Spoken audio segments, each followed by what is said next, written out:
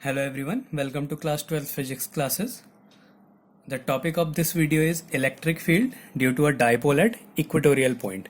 We have to find electric field at equatorial point of a dipole. Suppose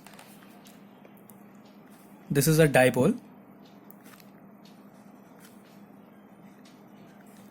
of length 12.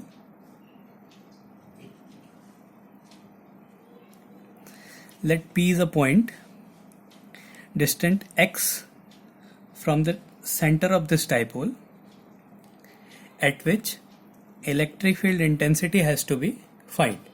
ये point P है जो कि इस dipole के सेंटर से x डिस्टेंस पे जहाँ पे हमने इलेक्ट्रिक फील्ड को फाइंड करना है. तो इन लाइंस को हम ज्वाइन कर देते हैं.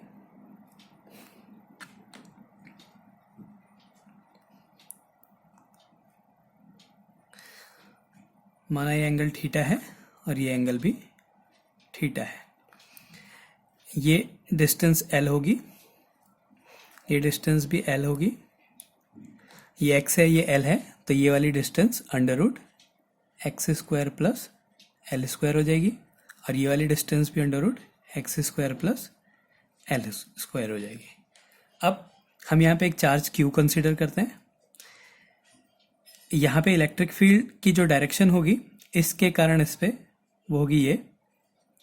माना ये A पॉइंट है और ये B पॉइंट है, तो ये इलेक्ट्रिक फील्ड हो गया EA.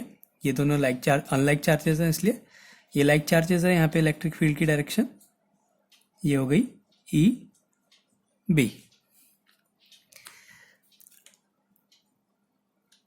अगर ये एंगल थीटा है तो ये एंगल भी थीटा होगा और ये थीटा है तो ये वाला एंगल भी थीटा होगा.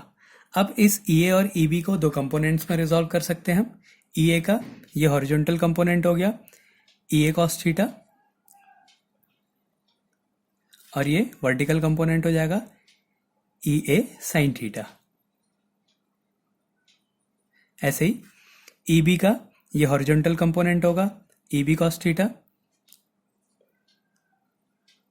और ये वर्टिकल कंपोनेंट होगा EB sin थीटा.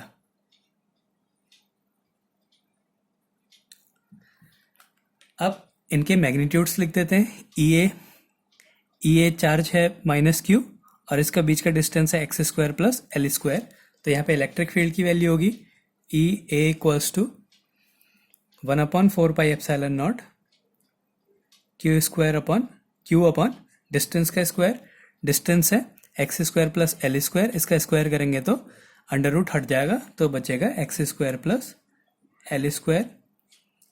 ऐसे ही EB अगर हम निकालें EB equals to 1/4 pi epsilon naught, फिर से Q अपॉन डिस्टेंस सेम है उसका स्क्वायर करेंगे x square plus L square हो जाएगा.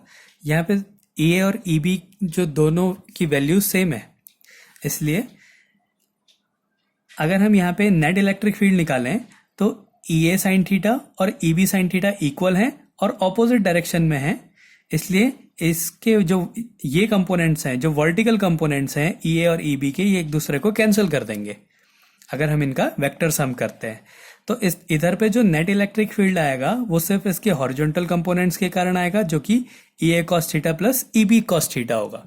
तो अगर हम यहाँ पे नेट इलेक्ट्रिक फील्ड निकालते हैं E, वो आएगा सिर्फ हॉरिजॉन्टल कंपोनेंट के कारण EA cos theta plus EB cos theta.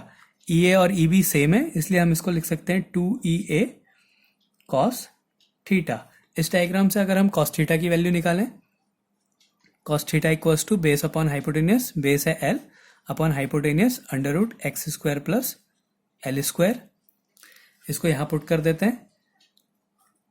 2EA की वैल्यू है 1/4 pi epsilon naught Q upon x square plus L square और cos थीटा हो गया L अपॉन, इसको स्क्वायर रूट लिखो या उसकी पावर लिखो, एक ही बात होती है. X square plus L square की पावर 1/2 लिख दिया. इसको थोड़ा सा सॉल्व कर देते हैं.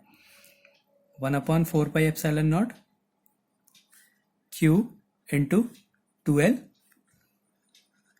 Upon x square plus L square की पावर 1 + 1/2 मीन्स 3/2।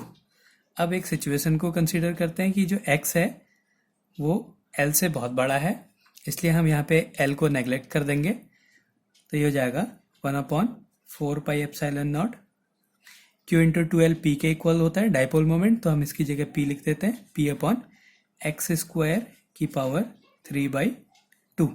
इससे कैंसिल हो गया, तो equals to 1/4πε0 p upon x cube. ये इलेक्ट्रिक फील्ड आ गया due to a dipole at equatorial point. इससे पहले की वीडियो में हमने एक्सियल पॉइंट पे एक डाइपोल था A B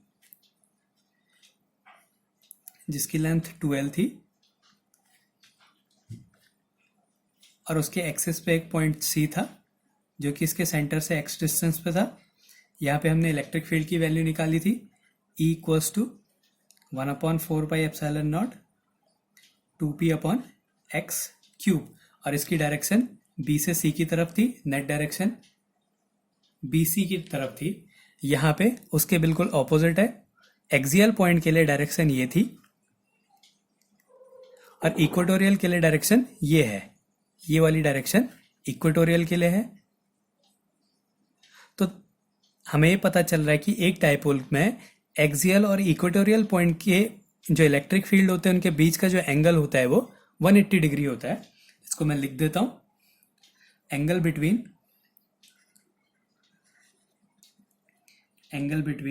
axial and equatorial field due to a dipole is always 180 degree. तो इलेक्ट्रिक फील्ड एक्सियल और इक्वेटोरियल के बीच का जो एंगल होता है वो हमेशा 180 डिग्री होता है। अब एक्सियल ये इक्वेटोरियल का है और ये एक्सियल का है, सेम डाइपोल सेम कंडीशन ले रहे हैं, लेकिन एक एक्सियल पॉइंट पे और एक इक्वेटोरियल पॉइंट पे है। तो हम देख रहे हैं कि जो इलेक्ट्रिक फील्ड होता है वो उसके डाइपोल मोमेंट के डायरेक्टली प्रोपोर्शनल होता है और उसके डिस्टेंस के क्यूब के इनवर्सली प्रोपोर्शनल होता है। तो अगर हमें ग्राफ बनाने को आया कि डाइपोल का, एक डाइपोल के लिए इलेक्ट्रिक फील्ड और डिस्टेंस पे ग्राफ बनाओ, तो उसका ग्राफ ऐसा होगा, क्योंकि इलेक्ट्रिक फील्ड जो है इनवर्सली प्रोपोर्शनल है डिस्टेंस के क्यूब के। तो इस तरीके से हम एक डाइपोल के इक्वेटोरियल पॉइंट पे इलेक्ट्रिक फील्ड की वैल्यू फाइंड कर सकते हैं, जो कि होती है 1/4πε0 p अपॉन एक्स क्यूब, जहाँ पे x डाइपोल से उस पॉइंट की डिस्टेंस है।